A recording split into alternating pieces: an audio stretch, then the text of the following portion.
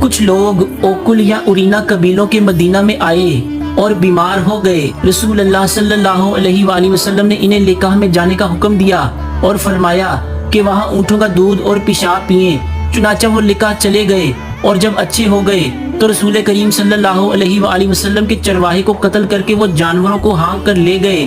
الصبح رسول کریم صلی اللہ علیہ وآلہ وسلم کے پاس اس واقعہ کی خبر آئی تو آپ نے ان کے پیچھے آدمی دوڑائے۔ دن چڑھے وہ حضور صلی اللہ علیہ وآلہ وسلم کی خدمت میں پکڑ کر لائے گئے۔ آپ کے حکم کے مطابق ان کے ہاتھ پاؤں کاٹ دیے گئے اور آنکھوں میں گرم سلاخیں پھیر دی گئیں اور مدینہ کی پتھریلی زمین میں ڈال دیے گئے۔ پیاس کی شدت سے وہ پانی مانگتے تھے مگر انہیں پانی نہیں دیا جاتا تھا۔ ابو قلابہ نے ان کے جرم کی سنگینی ظاہر کرتے ہوئے کہا کہ ان لوگوں نے چوری کی اور چرواہوں کو قتل کیا اور آخر ایمان سے پھر گئے اور اللہ اور اس کے رسول سے جنگ کی۔ صحیح بخاری حدیث نمبر 233۔